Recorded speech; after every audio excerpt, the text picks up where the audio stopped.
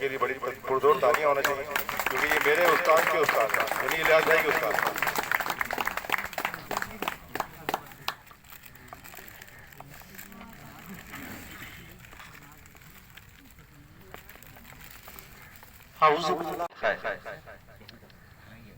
आज इस प्लेटफॉर्म पर मौजूद हर शख्स अश्कबार है, लेकिन ये अश्क कौन से वाले हैं? दुख वाले नहीं है, ये खुशी वाले। आज दो शख्सियात प्रोफेसर ज़िया साहब और बेन आरफा, इनका आपने स्टोरी में नहीं कहूंगा बल्कि लाइव मुझसे आपने देखा, आपने सुना। हमने वीडियोस इनकी देखी है जो पहले दिन जब यहाँ पर आई हैं तो उस वक्त ये अपने थाई से हाथ ऊपर नहीं कर सकती थी, लेकिन आज माशाल्लाह वो हाथ भी ऊपर ले जा रही है, उठ भी रही है और सहारे से चल भी रही है, वरना ये ज़हन से निकाल चुकी थी। मैं यहाँ पर एक दफा रिक्वेस्ट करूंगा इलियास भाई से कि मेरे साथ आकर एक दफा खड़े हों और आप एक दफा फिर इनको उन नजरों से देखें कि जो स्टोरी आपके सामने अभी आरफा ने और प्रोफेसर साहब ने रखी, उसके बाद और जब आपकी नज़र इनकी गेट पर पड़ी और इसमें इनके माइंड में जो लेवल होता है आपके में, वो कहीं ऊपर चला गया। ये मैं इनको डॉक्टर का भी लक़ब मिला है, इनको प्रोफेसर का भी मिला है। मैं इनको एक और देना चाह रहा हूँ, यंग मैन। तो हम सुनते हैं, स्टोरियाँ सुनी हैं हमने, रवायात की किताबों में हमने सुना है कि अल्लाह को तलाश करने में किसी ने 40 साल जंगल में लगाए, किसी ने 10 साल लगाए, किसी ने 20 साल लगाए, लेकिन मायूसी हुई। जंगलों से, गारों से अल्लाह नहीं मिलता। अल्लाह तो इस तरह के लोगों के अंदर होता है जिनको तलाश करना होता है, और हमारे दाएं बाएं, हमारे पड़ोस पर, हमारे मोहल्ले में, हर जगह अल्लाह मौजूद है। और अल्लाह तो बहुत आसानी से मिल जाता है। जंगलों में 40-40 साल के चिल्ले नहीं करने पड़ते, अल्लाह आसानी से मिल जाता है। लेकिन सिर्फ नजर चाहिए, इलियास भाई जैसे नजर चाहिए, हीरा शनास जैसे।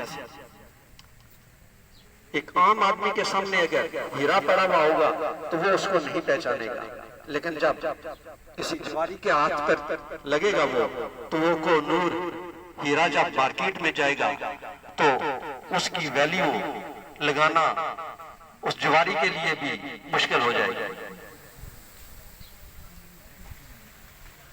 इस रेफरेंस के हवाले से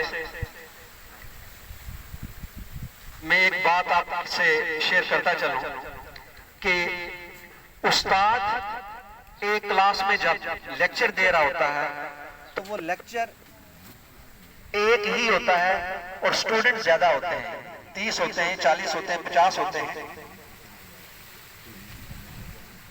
बिल्डिंग भी एक ही होती है, रूम भी एक ही होता है, और जो सब्जेक्ट है वो भी एक ही होता है। लेकिन उन 30, 40, 50 में से कोई डॉक्टर बनता है, कोई इंजीनियर बनता है, कोई प्रोफेसर बनता है और कोई मजदूर ही रहता है। इसी तरह वंडरफुल क्लब के प्लेटफॉर्म से बहुत सारे ऐसे लोग हैं जो अपनी फील्ड में आगे चलकर, वो डिग्री वाले डॉक्टर तो नहीं है, लेकिन इलियास भाई की तरह हर आदमी डंके की चोट पर उनको डॉक्टर के नाम फख्र महसूस करता है। बहुत सारे लोग यहाँ पर मौजूद हैं और बहुत सारे लोग ऐसे भी हैं जो मौजूद नहीं है, लेकिन उनकी कंट्रीब्यूशन, उन्होंने इस काज को, इस अमानत को छुपाया नहीं है, आगे तकसीम किया है, आगे बढ़ाया है।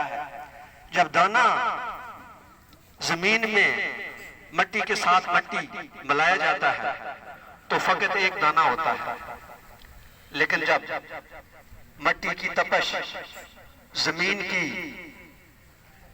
न्यूट्रिशन और अल्लाह का फजल जब उस दाने पर पड़ता है तो जब फूट कर बाहर निकलता है तो फिर उस एक दाने से 100 दाना, 700 दाना और इससे भी ज्यादा सामने आते हैं। इसी तरह हम में 90 आई बिलीव के 90% लोग जो अभी मौजूद हैं, इनमें इस प्लेटफॉर्म से मुंसलिक लोग हैं। तो उनके लिए इलियास भाई की शख्सियत एक रोल मॉडल बन चुकी है। तो आप सब लोग इस रोल मॉडल को आगे लेकर बढ़े। मैं एक छोटी सी टिप बताता चलूं डॉक्टर साहब की बात को आगे, प्रोफेसर साहब की बात को आगे बढ़ाते हुए, कि इलियास भाई ने बताया कि बैठने का तरीका क्या है। अब ये कितनी छोटी सी बात है, मामूली सी बात है, लेकिन ये आपकी जिंदगी बदल देती है। खड़े होने का तरीका क्या है, छोटी सी बात है लेकिन आपकी जिंदगी बदल देती है। लेटने का तरीका क्या होना चाहिए, छोटी सी बात है लेकिन आपकी जिंदगी बदल देती है। लाइफ में हम 3 स्टेजेस से सिर्फ गुजर रहे होते हैं, या खड़े होते हैं, या बैठते हैं, या लेटते हैं। अगर हम सही खड़े होना, सही बैठना, सही लेटना सीख जाएं तो हम 90% बीमारियों से महफूज हो जाते हैं। और इस प्लेटफॉर्म पर यही सिखाया जाता है कि आप बैठे कैसे, खड़े कैसे हों, लेटे कैसे। हम कहते हैं कि रेत के ढेर की तरह ना बैठे, चट्टान की तरह बैठे। आप खुद मुआवजा कर ले कि रेत का ढेर कैसे होता है, जितना उसको समेटेंगे उतना ही वो फैलेगा, जितना समेटेंगे वापस उसी जगह पर चला जाएगा। लेकिन जो चट्टान है उसके ऊपर बारिश भी हो, उसके ऊपर बर्फ भी पड़े, उसके ऊपर तूफान भी आए, वो अपनी जगह कायम रहता है, वो दबता नहीं है। हम अपनी शख्सियत को दबा देते हैं, हम अपनी पर्सनैलिटी को दबा देते हैं। नतीजा क्या निकलता है, मैं इसको मिसाल देकर समझाऊंगा कि जब कहीं पर धुआं निकलता हुआ अगर आपने देखा हो, ऑब्जर्व किया हो, वो धुआं किधर जाता है, ऊपर जाता है। आग जलती है, उसका अलाव किधर जाता है, ऊपर जाता है। हरारत पैदा होती है तो किधर ट्रेवल करती है, ऊपर किधर ट्रेवल करती है।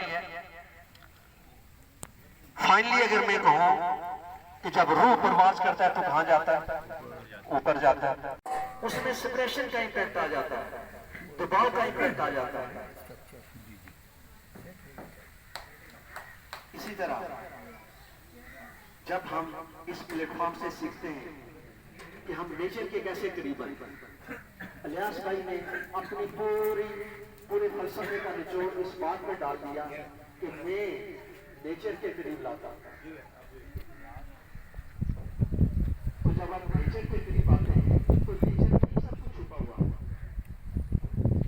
आप अपनी लाइफ को, जो आज की हमारी जिंदगी है, आर्टिफिशियल लाइफ है, इसको नेचर के करीब ले जाएं, आप हेल्थी होना शुरू हो जाएंगे।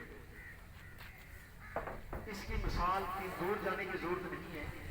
इलियास भाई और बादी जो मेरी राइट साइड पर बैठी, मिसेज इलियास,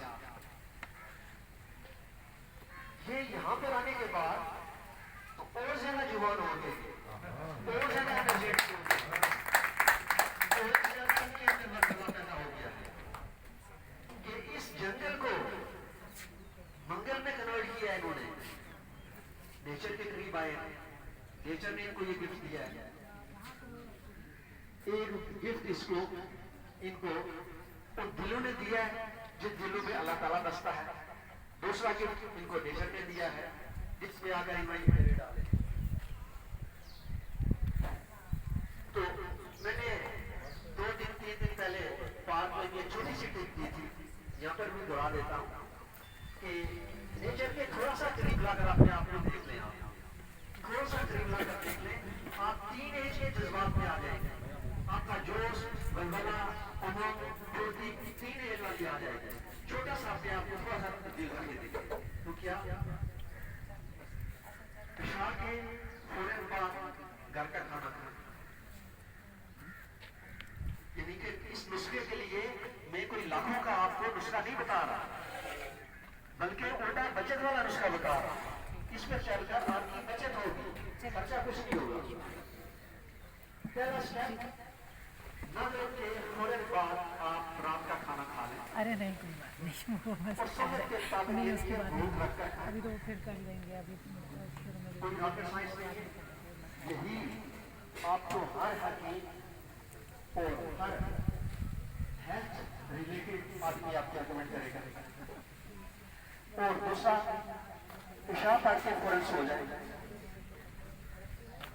पेशाब पढ़ने के बाद न जागे, पेशाब के बाद सो जाए और फिर तहज्जुद के वक्त उठकर नीम गर्म पानी 1 से लेकर 4 गिलास तक पी लें। बस, इसमें कोई रॉकेट साइंस नहीं है, कोई मुशक्कत नहीं है, कोई खर्चा नहीं है। आप 3 एज के जज्बे में आ जाएंगे, आपकी मायूसी खत्म हो जाएगी, आप ऐसा फील करेंगे कि मैं हवा में उड़ रहा हूं।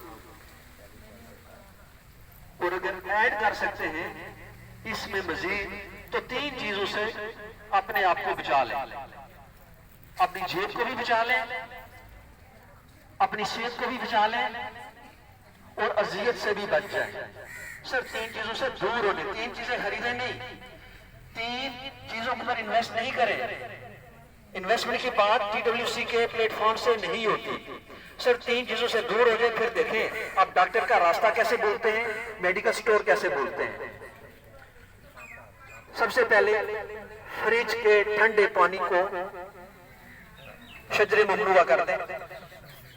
नंबर 2, बेकरी के आइटम को शजरे ममनुआ कर दें। नंबर 3, व्हाइट शुगर और उसके बनी हुई हर चीज को शजरे ममनुआ कह दें। अब बताएं, कोई इसके ऊपर इन्वेस्टमेंट है आपकी? लेकिन अगर बीमारियों से महफूज रहना है, डॉक्टर का रास्ता भूलना है, मेडिकल स्टोर से जान छुड़ानी है, तो फिर इन 3 चीजों से दूर हो जाएं।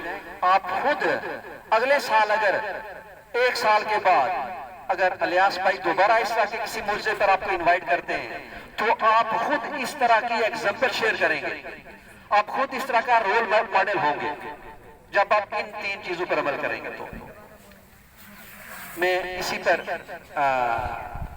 इजाजत लूंगा। इजाजत से पहले मैं मोहसिनों का शुक्रिया अदा करता चलूं। हमारे सबसे पहले मोहसिन TWC की जिन्होंने बुनियाद रखी, प्रोफेसर वासिक महमूद साहब मरहूम, अल्लाह ताला उनको जन्नतुल फिरदौस में आला मकाम अता करें। उनके शागिर्द मियां मोहम्मद आजम साहब, इंजीनियर मोहम्मद आजम साहब, जो लाहौर से यहाँ तशरीफ लाए, यहाँ पर कुछ ने हदीस पे उन्होंने इस बीज को बोया और आज ये पौधा कदावर दरख्त बन चुका है। आजम साहब का भी शुक्रिया अदा करते हैं और इस प्लेटफॉर्म को सजाने में हम इलियास भाई का और मिसेज इलियास का दिल के गहराइयों से शुक्रिया अदा करते हैं। और साथ ही आप सब दोस्तों का मैं दोबारा शुक्रिया अदा करता हूँ इलियास भाई की तरफ से कि आपकी वजह से ये रौनक यहाँ पर लगी है। आप सबका बहुत बहुत शुक्रिया। अपना, अपनी फैमिली का ख्याल रखिएगा। अल्लाह हाफ़िज़।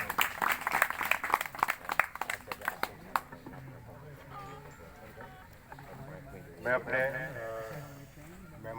लेकिन इन्होंने जो मुझे वो रंग दिए, मुझे मेरे अंदर जो मैंने सारी जिंदगी तलाश किया था, वो मुझे सर की वजह से मिला। मैंने सर की वजह से देखा जो मैंने तवक्को भी नहीं की थी। हम जैसे लोग शायद सोचते होंगे कि मरने के बाद हमें वो चीज़ें नजर आएंगी, लेकिन सर के पास आने से मुझे वो चीज़ें मिली और नाउम्मीदी से मुझे उम्मीद मिली, हौसला मिला। और मेरी अल्फाज मुझे इजाजत नहीं देते मैं कितना बयान करूं। मैं जिंदगी की तरफ लौट आई।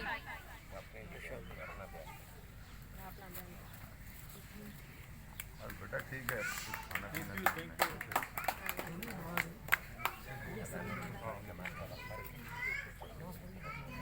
राना भाई 1 मिनट की पब्लिक ओपिनियन तो ले लो बगैर माइक के। नहीं 1 मिनट नहीं, माइक नहीं चाहिए उस्ताद मोहतरम। आज 3 अनहोने वाक़यात से हम अपने इल्म में लाए और चौथा वाक़या तो मौजज़ा हो गया। मैं अर्ज करना चाहता हूं तमाम भाइयों के सामने, हमारे उस्तानी जी इन्होंने यूनुस भाई की बताई हुई तरकीबों पे अपने विल पावर से अपने आप को फिट किया। फिर आप दोनों ने मिलके प्रोफेसर साहब को बताया, इन्होंने अपने विल पावर से अपने आप को फिट किया और आज इस बच्ची ने हमें रुला दिया, हालांकि हमें बड़े बड़े नहीं रुला सके। तो ये तो हो गई 3 बातें। तो चौथी बात ये थी कि आपने कहा मेरी बेटी मेरी बहन कि ये खुशी के आंसू हैं। अब मैं आपको असली खुशी बताता हूँ। जो यहाँ योगा के शागिर्द बैठे हैं वो हैरान होंगे कि आज ज़िंदगी में पहली दफ़ा, चौथा जो वाक़या मैं बताने जा रहा हूँ, हमारे मोहतरम उस्ताद यूनुस भाई ने 11 मिनट खिताब किया माइक लेके, एक दफ़ा भी नहीं कहा कि गहरे गहरे सांस लो।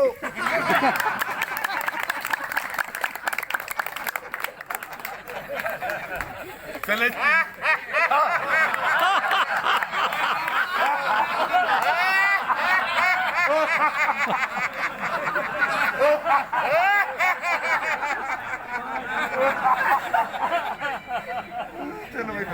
सी तालीम हासिल की है कि हम जमीन से जुड़े हुए थे, अब जमीन से दूर हो गए। तो आज मौका अच्छा है, अगर आप चप्पल उतार के जमीन पे पैर रख लेंगे तो इंशाअल्लाह उल अजीज बहुत फायदा होगा। बड़ी मेहरबानी, यही आपके लिए काफी है, वरना लेट जाएंगे जितने लोग को उतना ही फायदा होगा। अब इस दरमियान में ख्याल रखिएगा कि किसी का मोबाइल न बजे, हथेली आसमान की तरफ। और जैसे जैसे मैं कहता जाऊँ प्लीज़ मेरे अल्फाज के साथ सफ़र कीजिएगा।